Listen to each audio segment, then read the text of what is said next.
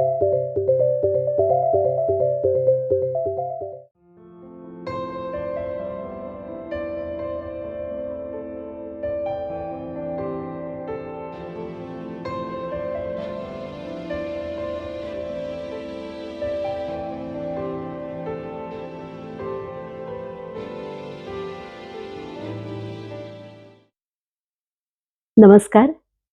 ज्येष्ठ कवयित्री अरुणाताई ढेरे यांच्या 69व्या वाढदिवसानिमित्त अभिजात या टीमनी केलेला हा अतिशय स्तुत्य आणि छान उपक्रम, त्याबद्दल या सगळ्या टीमचं खूप कौतुक. या निमित्तानं माझ्या वाचनात आलेलं अरुणाताईंचं मला आवडलेलं एक पुस्तक आणि त्यातला काही भाग मला आज इथे सादर करायला मिळतोय, त्याबद्दल या सगळ्यांचे आभार.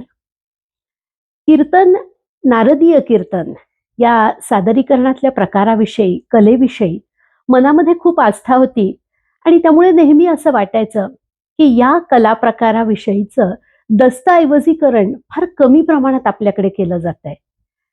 त्यातल्या काही विषयांचा आढावा घेत, त्यातल्या काही विषयांवर संशोधन करावं आणि लोकांच्याशी बोलून त्यावर काही लिहावं म्हणून मी काही उपक्रम सुरू केला. आणि तो करत असताना कीर्तनाविषयी यापूर्वी लिहिलेल्या गोष्टी मी शोधत असताना एक अतिशय सुंदर पुस्तक माझ्या हाती लागलं. पुस्तकाचं नाव होतं आठवणीतलं अंगण.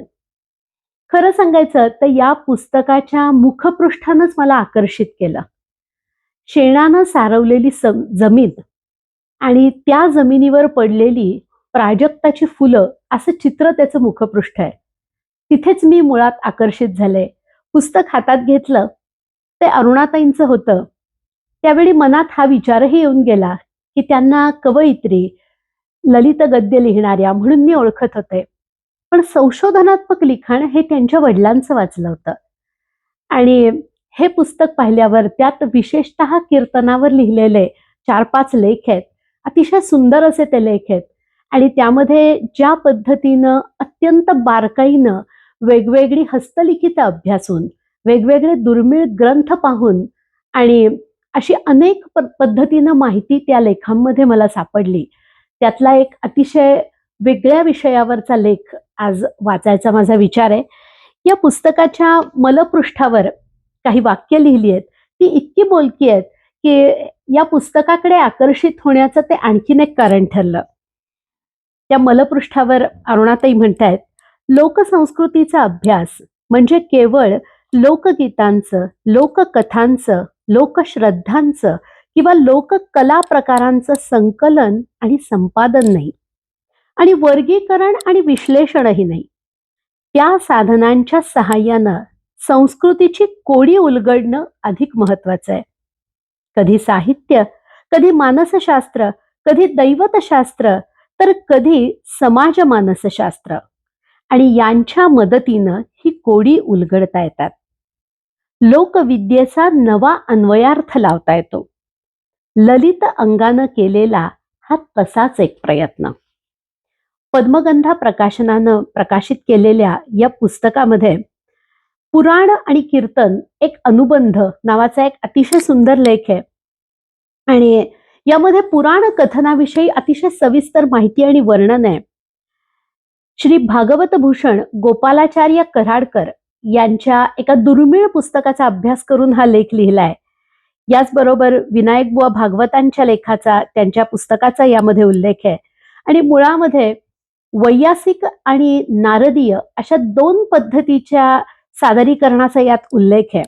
आसनावर बसून ग्रंथ पुढे ठेवून केलेलं विवेचन म्हणजे वैयासिक. त्यासाठी आसनम समधिष्ठाय यत पुस्तक पुरस्सरम भगवच्चरिताख्याने सर्वे वैयासिको मतः असा तिथे श्लोकही उद्धृत केलाय.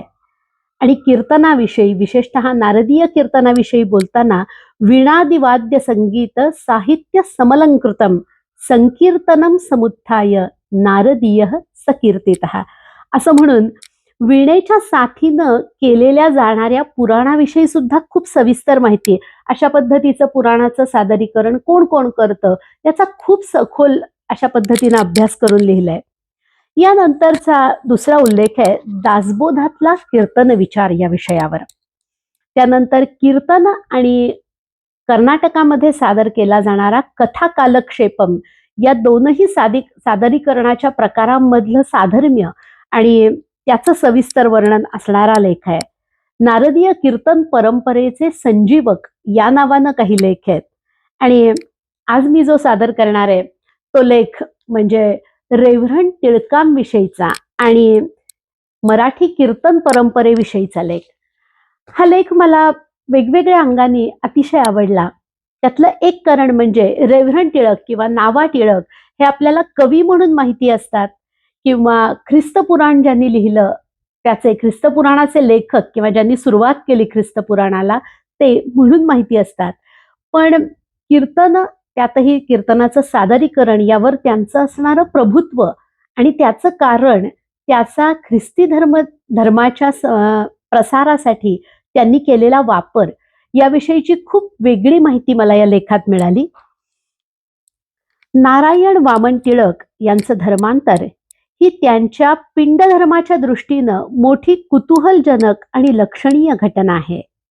याचं कारण असं की ज्या तऱ्हेच्या घडामोडी त्यांच्या धर्मांतराच्या घटनेमुळे इथल्या सामाजिक सांस्कृतिक जगानं अनुभवल्या किंवा एतद्देशीय ख्रिस्ती समाजावर त्याचं जसं चिंतनीय परिणाम झाले त्या तऱ्हेच्या घडामोडींचा परिणामांचा स्पर्श टिळकांच्या मूळ पिंडाला झालेला दिसत नाही.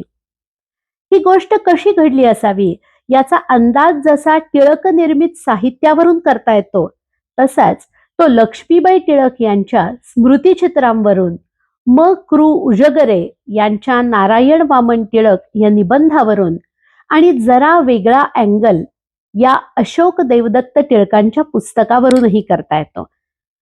कीर्तन परंपरेशी टिळकांचं जोडलं जाणंही या प्रेरणांशी संबंध आहे. टिळकांचा पिंड कसा घडला, कोणते संस्कार घेऊन तयार झाला हे लक्षात घेतलं की धर्मांतर या घटनेनंतरचे टिळक आणि आधीचे टिळक यांच्यात पिंड धर्माने अखंडत्व कसं आहे याचा सहज उलगडा होतो. एक प्रकारची उन्मनी वृत्ती टिळकांच्या ठायी उपजत होती असं वाटतं. इथल्या योग्यांच्या आणि साधू वैराग्यांच्या परंपरेत शोभणारे असे वर्तन आरंभापासून त्यांच्याकडून घडत असल्याचं दिसतं. कुटुंबाशी दृढ भावनिक बंध असलेल्या मुलांपेक्षा वेगळ्या प्रकारचं बाळपण टिळकांच्या वाट्याला आलं. वडिलांशी संवाद नाही आणि ज्या आईविषयी अपार माया तिचं देहावसान वडिलांच्याच अतिरेकी स्वभावाचं निमित्त होऊन फार लवकर झालं. त्यामुळे प्रपंच व्यवहाराशी जखडणारे बंध त्यांच्यासाठी अस्तित्वातच राहिले नव्हते. जवळ असलेल्या वस्तूंचं सहज दान करीत जावं, साधू वैराग्यांमध्ये मिसळावं, कोणाचा तरी गुरुमंत्र घ्यावा, रानात जाऊन ध्यान करत बसावं, कडुलिंबाचे गोळेच्या गोळे वाटून खावेत असं त्यांचं वागणं असे. ज्ञानाचे संस्कार या पिसेपणाच्या जोडीनं होते. प्राचीन मराठी कवितेवर आणि संस्कृत साहित्यावर त्यांचा पिंड पोसला गेला.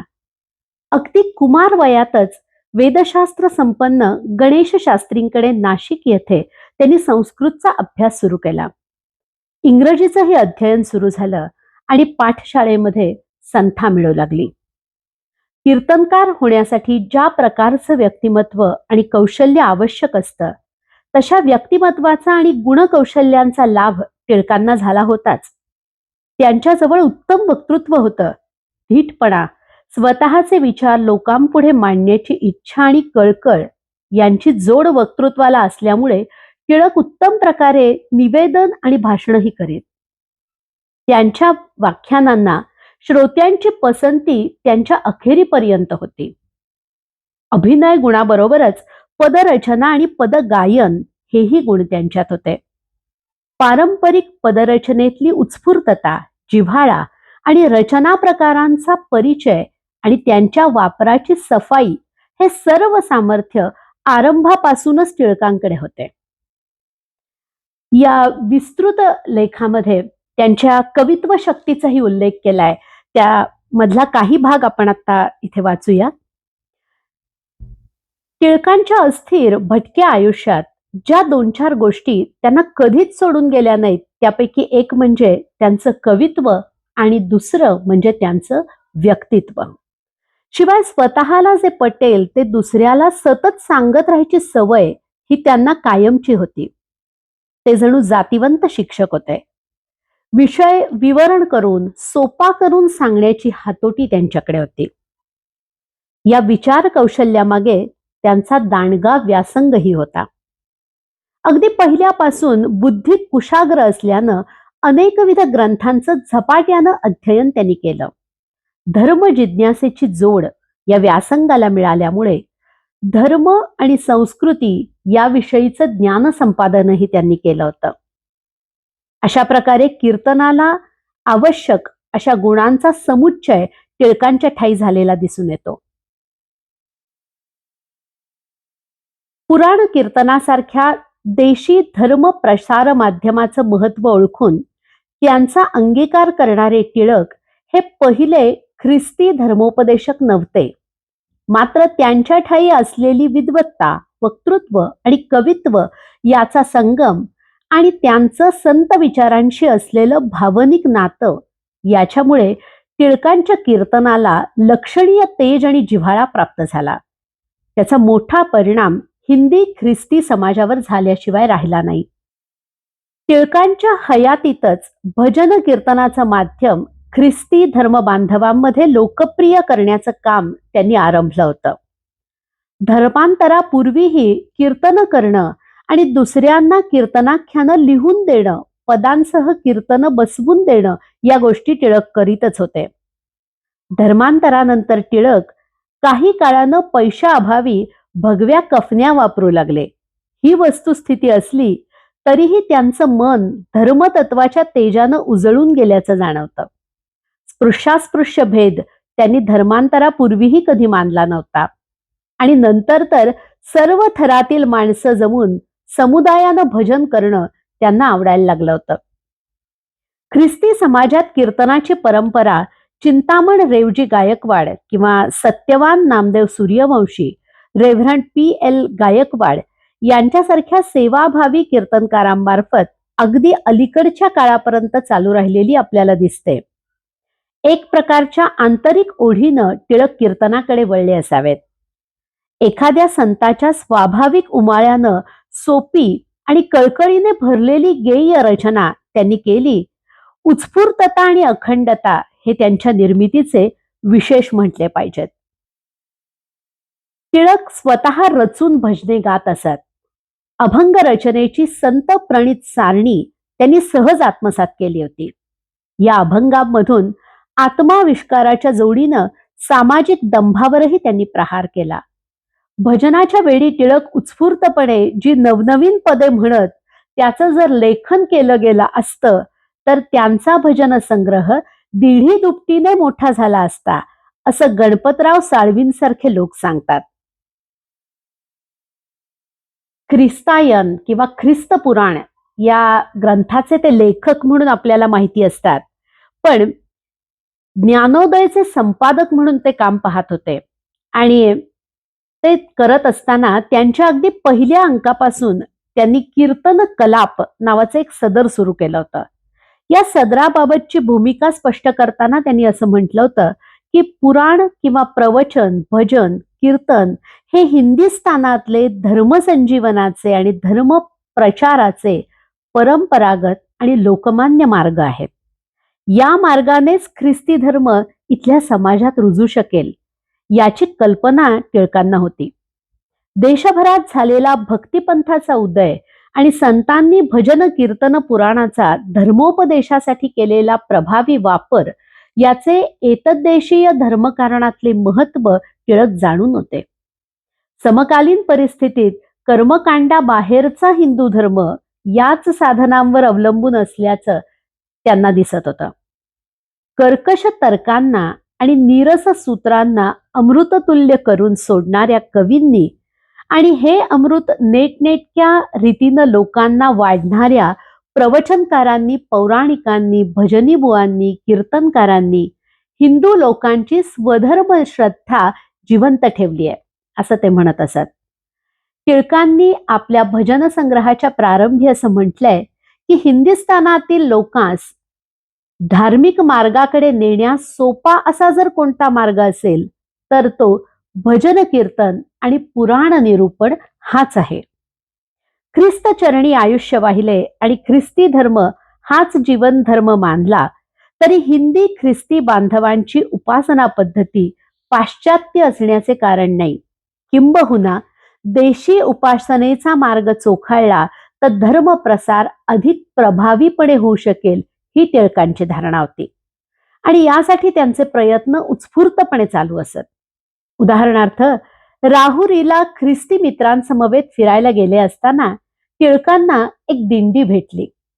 दिंडीत म्हटल्या जाणाऱ्या भजनांच्या चालीवर तुझं सोडून ख्रिस्ता जाऊ कुठे यासारखी भजनं त्यानं त्याच दिवशी रचली. ख्रिस्ती प्रार्थना मंदिरातल्या पाश्चात्य संगीताच्या प्राबल्याचा विचार मनात येऊन त्यांनी या रचना केल्या असं लक्ष्मीबाईंनी म्हटलंय. मराठी समाज आणि संस्कृतीशी ख्रिस्ती धर्म आणि ख्रिस्ती समाज यांची नाळ जोडण्याचं कार्य संत पुरस्कृत भजन कीर्तनाच्या मार्गाचा अवलंब करून टिळकांनी केलं. तुका निर्मित सेतूवरुनी मीही आलो ख्रिस्त चरणी या धारणेनं केलेलं हे कार्य त्यांच्या स्वदेश प्रेमाच्या जोडीनं विचारात घेतलं तर संस्कृती समन्वयाच्या आणि समाजाचा एकजिन्सीपणा टिकवण्याच्या दृष्टीनं ते किती महत्वाचं होतं हे ध्यानात येईल. शा द उजगरे यांनी ख्रिस्ती मराठी पद्यवाङ्मयाचा आढावा घेताना उद्गार काढलेत. टिळकांच्या काळापर्यंत एतद्देशीय ख्रिस्ती समाज क्वारंटाईन मध्ये ठेवण्यात आला होता. सभोवार नांदणाऱ्या हिंदू मुसलमानांशी त्यांचा फारसा संबंध येत नसे. या कारणामुळे आणि आणखी काही विशिष्ट कारणांमुळे हा समाज काही वेगळ्याच स्वरूपाचा बनू लागला होता. टिळकांनी ही स्थिती बदलून टाकून पुन्हा या समाजास इतर स्वदेशीय समाजाशी साहचर्य आणि सहकार्य करण्याच्या मार्गावर आणून ठेवलं. हे कार्यही त्यांनी स्वकृत विदग्ध वाङ्मयाच्या बळानच करून दाखवलं. हा लेख वाचला आणि असं लक्षात आलं की संशोधन वाङ्मयामधला किंवा शोध निबंधांमधला जो वृक्षपणा आहे तो टाळत अतिशय ललित अशा अंगानी लालित्यपूर्ण भाषेमध्ये तरीही सर्व संदर्भ देत आणि सर्व हस्तलिखितांचा आणि उपलब्ध वाङ्मयाचा सविस्तर अभ्यास करून अतिशय सुंदर असं हे लेखन अरुणाताईंनी केलंय. आणि अशा पद्धतीचे त्यांनी लिहिलेल्या वेगवेगळ्या प्रस्तावना, वेगवेगळ्या ग्रंथांच्या प्रस्तावना याच्या नंतर वाचायला मिळाल्या आणि त्यानंतर संशोधक म्हणून अरुणाताई जास्तच आवडायला लागल्या. आजच्या त्यांच्या वाढदिवसानिमित्त त्यांना भरपूर शुभेच्छा. त्यांना असंच दीर्घायुष्य आणि निरामय दीर्घायुष्य लाभावं ही ईश्वरचरणी प्रार्थना. नमस्कार.